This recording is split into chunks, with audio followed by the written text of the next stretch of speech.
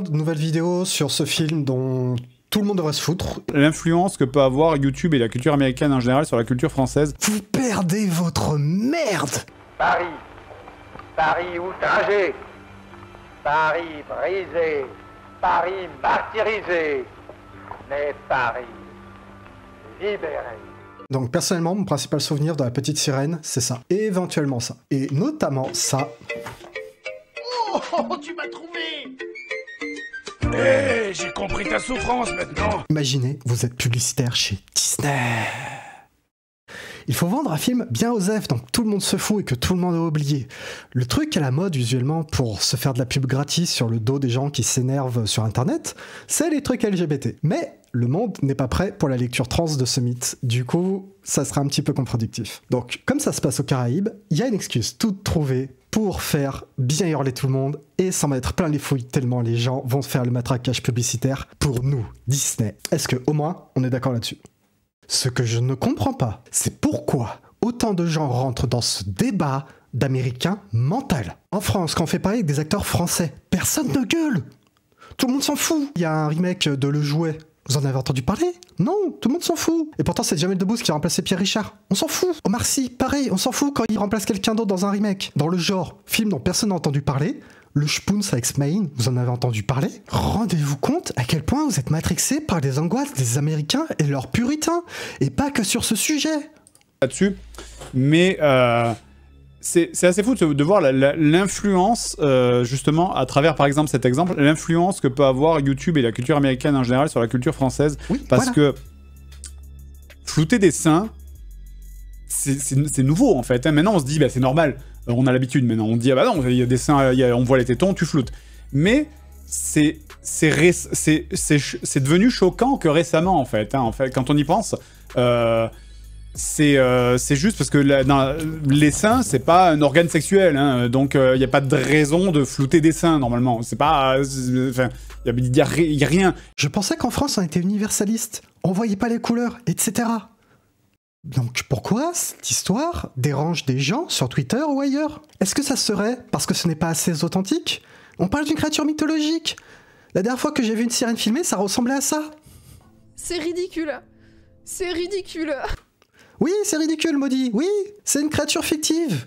On s'en bat les reins. Même Gros Cerveau Premier le dit. Rendez-vous compte? Mais alors du coup, ça serait parce que ce n'est pas fidèle à l'œuvre originale? C'est une adaptation. Si vous voulez l'œuvre originale, allez relire le bouquin de base et vous allez vous rendre compte que Disney a trahi l'œuvre en changeant la fin. Ce film a l'air nul à chier. Pourquoi Halle Bailey aurait pas le droit à des rôles de merde quand Nicolas Cage a eu des dizaines de navets sans que ça ne crée le centième d'outrage qu'on voit aujourd'hui? Et ça continue. On adore tous et toutes se foutre de sa gueule pour ça. Laissez les acteurs noirs ou arabes avoir cette chance aussi. Parce que 2,5 millions de dislikes, c'est un peu beaucoup quand même, non?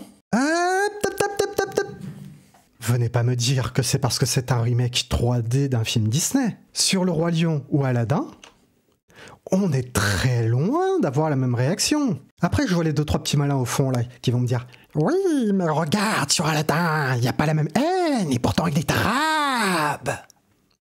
Du coup, les gens qui pensent comme ça, vous confirmez bien que c'est parce qu'une personne noire tient un rôle avant d'être nue par un personnage blanc que ça vous gêne. Ces gens-là en sont même venus à créer un modèle d'IA pour blanchir le personnage. Ça vous paraît pas beaucoup d'efforts pour des gens qui font ça? Et je cite... entièrement pour des raisons éducatives, n'y voyez aucun racisme. Mais s'apprête à avoir une version rendue disponible quelques heures après que le film soit disponible. Quelques heures. Alors que c'est un film dont tout le monde se fout à la base. On parle de respect de l'œuvre, mais le respect de la vision du réalisateur, il est où? Ça doit être un simple exécutant qui fait pareil que le dessin animé? Je veux dire, on est en France ici. Ça fait 70 ans qu'on se branle sur la politique de l'auteur. Mais là non, on a décidé d'être États-Unis en mental. Le film a l'air d'être osef, mais les gens en font un drame infini, lui offrant par la même exactement ce que voulaient les producteurs en faisant ce choix de casting, se donner un vernis progressiste en plus. Alors qu'en faisant ça, en se faisant du pognon de manière cynique sur cette histoire et le dos des personnes noires, ils sont eux réellement racistes. Par contre, j'entends l'argument d'en avoir marre des mauvais films Netflix sur les noirs, les LGBT, etc. Sauf qu'il y a plein de films mauvais, nuls à chier sur les blancs et les hétéros, et là vous dites rien. Laissez les noirs et les LGBT avoir des mauvais films eux aussi. Comment ils les ont retrouvés? Comment? Dans le même état que les autres? Cousin, la même chose, une balle dans la tête avec une banane dans le cul, mon frère. Oui, c'est Gérard. Il avait fait 7 ans de placard pour un putain de braquage. J'ai eu des affaires avec lui à l'époque. Quand il est parti en 11, je lui devais 7000. 7000 putains d'euros. Je te donne 24 heures, mec. 24 heures chrono. Je pense qu'il était venu pour les récupérer. Donc je suis conscient de mes limites. Le film c'était un petit nanar, y a pas de souci. On n'est pas là pour se mentir, on va se dire la vérité. C'était mon petit navet. Et aussi, ne pensez pas que Netflix ou Hollywood font ça pour la représentation ou autre. Il y a des dizaines, des centaines de critiques de personnes noires sur le sujet. J'ai pas à te forcer à améliorer ta recette. Ça veut dire que si Hollywood à l'heure actuelle veut encore dire quelque chose, bah c'est grâce à tous ces gens qui les ont forcés au fil des années à un exemple à intégrer les noirs. Un exemple tout bête, Michael Jackson a dû se battre pour passer sur MTV. Et quand on voit la carrière de Michael Jackson et ce qu'il a pu faire et comment il a pu peser dans la culture, vous vous rendez bien compte que c'est juste une logique capitaliste de se faire du pognon et d'exploiter un nouveau marché. Pendant ce temps, tous les abrutis de suprémacistes blancs américains et leurs lèche-bottes en France. Aujourd'hui, je repars au Texas. Ça vient de nous parler de fragilité. Ça a toujours été, ça c'est dans toutes les sociétés, hein. La ville, j'ai pas assez de recul sur le sujet pour savoir pourquoi, mais les grandes métropoles, ça fragilise quand même un petit peu, tu vois. Mais du coup, quand ça fait 7%... Les Français ne méritent pas d'être sauvés, il faut arrêter de appeler les vrais à partir, tout simplement, à quitter. Allez où la fragilité? Vous perdez votre merde parce qu'il y a une Renoir dans un film Disney. On en est là. Tous les racistes qui ne s'indignent sur l'authenticité. Dieu, quand il s'agit d'être raciste ou autre, on vous voit, hein. Un Français normalement constitué, à ce moment de la vidéo, il doit réagir comme ça. Je suis pas en train de te demander de justifier la présence d'acteurs noirs dans la série. J'en ai rien à foutre. Je suis en train de te demander la justification des personnages. Comment il marche ton monde? C'est quoi la géographie? C'est quoi les ethnies qui le composent? C'est quoi le lore? C'est quoi l'histoire? Merde! Merde, en effet. Alors, moi déjà, c'est quoi tes origines qu'on demande jamais aux blancs? Mais passons. Les gens que ça intéresse réellement, ces questions, ils ont déjà lu les bouquins, les wikis, etc. Mais l'exemple de la Terre du Milieu, c'est un exemple intéressant pour parler du sujet, donc let's go. La racialisation des personnages dans Le Seigneur des Anneaux est explicite. Humains, elfes, nains, orques, etc. Mais ça n'a pas de prise dans notre monde. C'est-à-dire qu'on n'a pas une éducation des affects a priori sur ces catégories-là. Alors que dans le leur, oui. Mais du coup, on réagit à ce qu'on voit dans la série Les Anneaux de Pouvoir avec nos critères qui, eux, n'ont pas prise dans l'univers du Seigneur des Anneaux. La preuve, c'est qu'il y a des elfes noirs et personne y réagit dans l'histoire. Ils s'en battent les reins. Si on devait faire un parallèle, dans l'univers du Seigneur des Anneaux, des elfes qui jouent des humains avec des prothèses d'oreilles rondes, ça serait choquant. Alors que nous, on trouverait ça ridicule, et inversement pour la blackface. Alors attention, ça devient subtil. Car je connais les petits malins au fond qui veulent me dire « Oui, mais Rabbi Jacob de Funès, il n'était pas raciste !»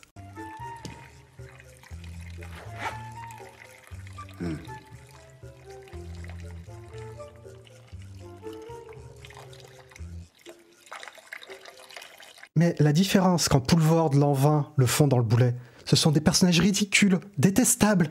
On rigole car on se moque d'eux, on ne rigole pas avec eux, du fait qu'ils reproduisent cette pratique. C'est le même genre de suspension d'incrédulité dans Rabbi Jacob. Hey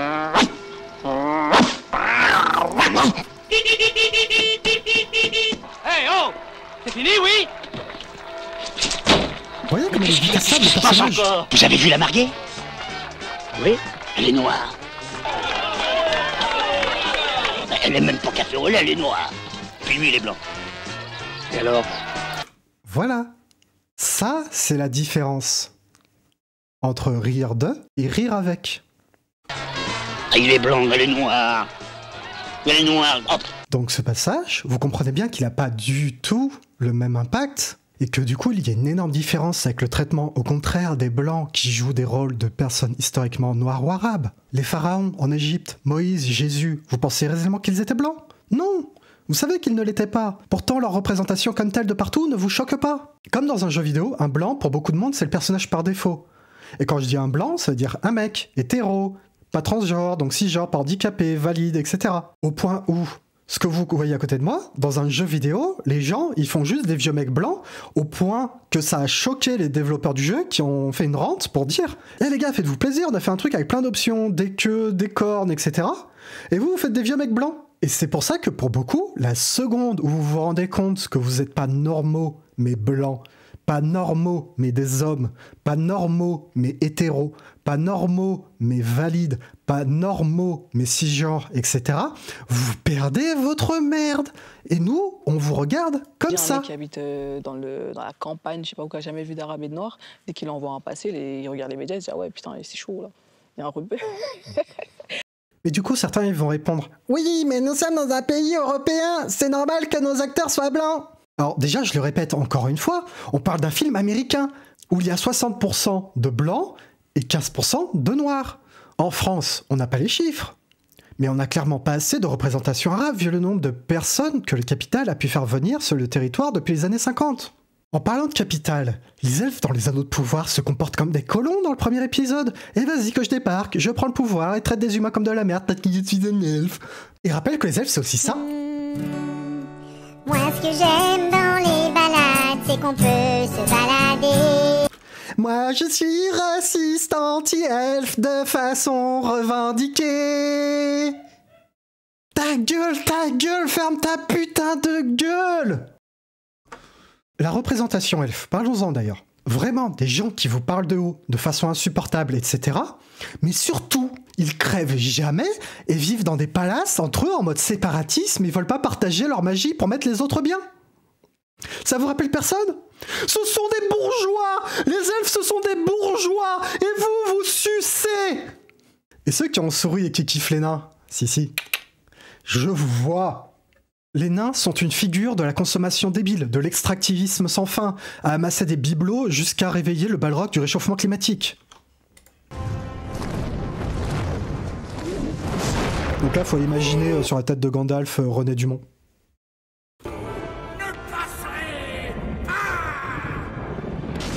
Rappelle que quand faut taper des orques, les nains et les elfes laissent de côté leur racisme les uns envers les autres pour s'allier. Exactement comme les bourgeois tentent de s'allier avec les blancs racistes pour prendre le pouvoir. Appelle les vrais à partir, tout simplement. Mais du coup, les races pour Tolkien sont des incarnations de classes figées. Donc qu'ils soient blancs, noirs ou orange à pois vert de chez Moulon et Castille, ça ne change rien au schmilblick. Par contre, quand Tyrion est incarné par un immense BG, alors que sa laideur fait partie de son caractère et le développement du personnage, là on peut discuter de la pertinence de la chose. Donc vous étonnez pas quand vos réactions aux noirs et arabes dans les séries nous font penser à ça. Et Tolkien peut aisément être qualifié de conservateur. Avec l'omniprésence de sa sensibilité religieuse, son ton épiquement wagnérien, son appel à un imaginaire de roi glorieux et ses catégories au ressort assez racialiste, il est attendu que ça titille la fibre de crypto-fafillon nostalgique d'un ancien temps fantasmé. Du coup, on sait que ça peut être aussi autre chose, Tolkien. Allez voir la vidéo de Bolchevique, elle est incroyable. Mais si le seul truc que vous mettez en avant, le seul moment où vous réagissez, c'est pour dire « Oh, il y a des noirs, il y a des noirs », vous comprenez pourquoi on pense directement à ça ? Parce qu'on fait l'amalgame entre vous et les autres débiles de racistes. Donc c'est à vous aussi de montrer que vous êtes un peu plus intelligent et un peu plus fin sur votre analyse. Maintenant, après tout ce blabla, il y en a quelques-uns, ils vont se dire « Bon, très bien, on a compris, tu me casses les couilles, c'est pas si grave que ça tes histoires, etc. » À ça, je vais répondre une simple question. Pour vous, grâce à qui a été gagnée la Seconde Guerre mondiale ? Quelle était la proportion de soldats noirs et africains dans l'armée qui a libéré Paris ? 5, 10, 15, 20%, plus. Gardez bien ce chiffre en tête. Pour vous montrer la force de la propagande, ce sont les chiffres en 2004 sur qui a contribué le plus à la défaite des nazis. On est en 2004, aujourd'hui je pense que les chiffres sont encore plus hauts. En 94, c'était un peu plus équilibré. À la Libération, ça ressemblait à ça. La puissance de la propagande américaine, en fait. Ce qu'il faut bien comprendre, en fait, c'est que cette vision où l'URSS a contribué très majoritairement à la victoire, c'est la bonne. Mais on a tellement bouffé de Call of Duty qu'on l'a oublié. Sauf qu'à bien regarder les images des actualités de l'époque, une chose peut sembler étonnante. Il n'y a aucun combattant noir. Comme s'il n'y avait pas eu de combattant noir dans cette 2e division blindée, la colonne de chars du général Leclerc, chargée de libérer Paris. Cette photo est unique. C'est l'unique photo de la libération de Paris avec une personne noire représentée, George Dodson.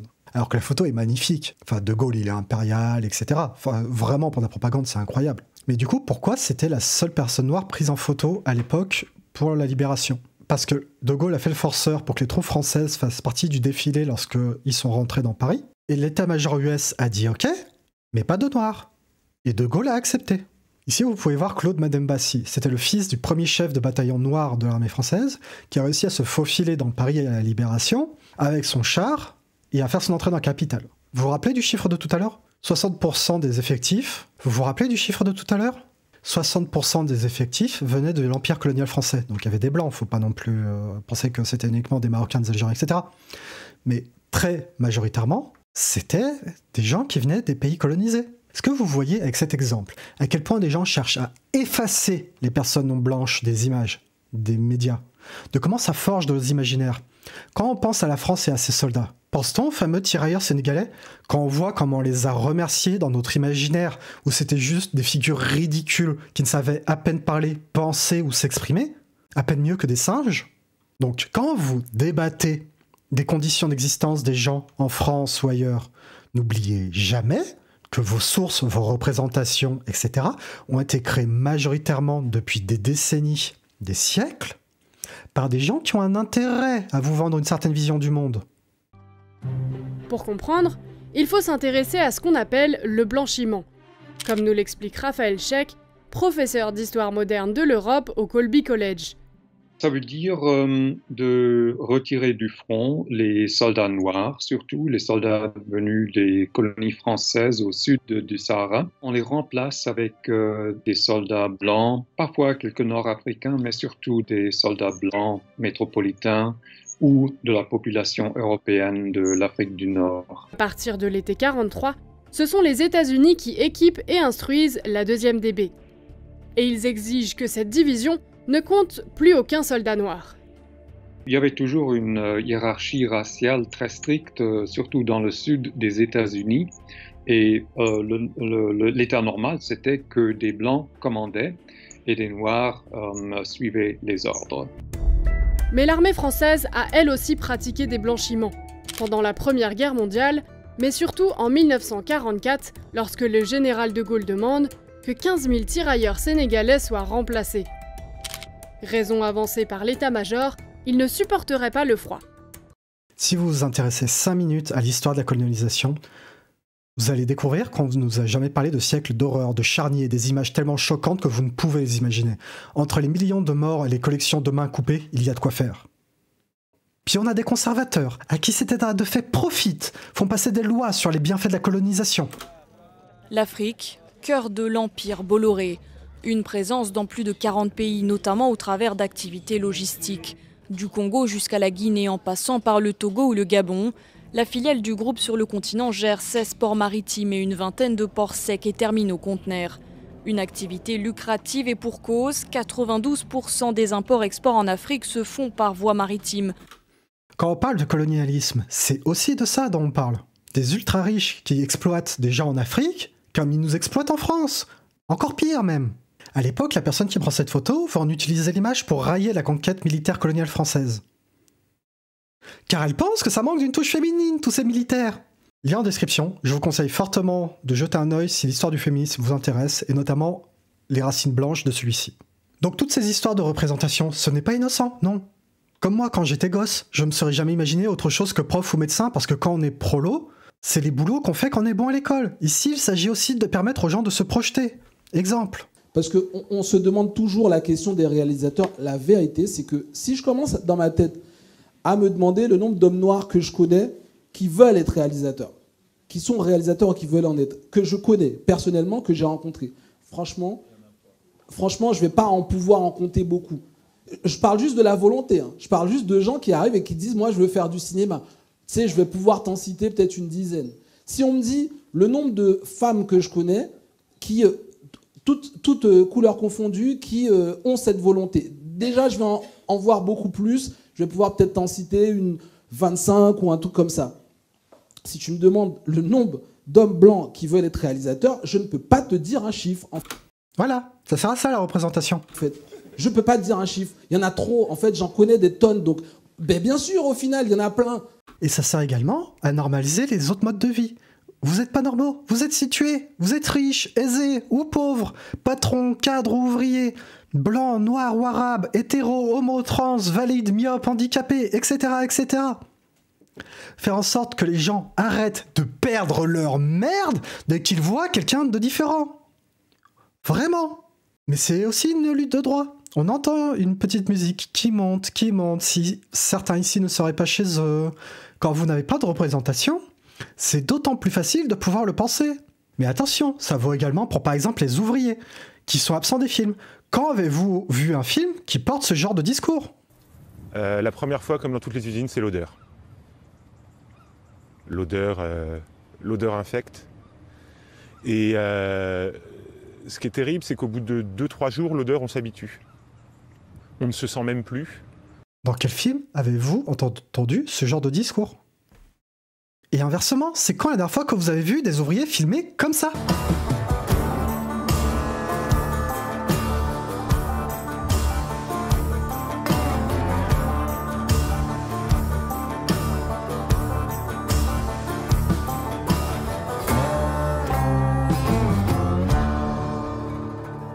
Je suis désolé, l'image est magnifique. Et attention, c'est pas un problème que pour les ouvriers. Regardez comment les informaticiens sont représentés. Piraté! Un scan de port? Non, plus grave. Bon, isole l'inode et débarrasse-t'en de l'autre côté du routeur. J'ai essayé, il va bien trop vite. Ah, c'est pas bon temps. Ah! Bah, félicitations, Abby. J'ai rien fait, je croyais que c'était toi. C'est moi. Est-ce que vous pensez pas qu'il y a un petit problème de représentation aussi des ingénieurs ? Donc vraiment, en conclusion, on a tous et toutes besoin de meilleure représentation, que ce soit en termes de classe sociale, raciale, de genre ou d'handicap. Surtout, ne pas penser que Netflix et les autres font ça par bonté de cœur, ou offrent ce qui est demandé. Tout ce qu'ils veulent, c'est créer un nouveau marché pour vendre leur merde commerciale. Bon allez, c'est tout pour moi. Si vous avez aimé, n'hésitez pas à liker, partager, vous abonner, etc., etc., etc. Les liens sont dans la description. Ciao!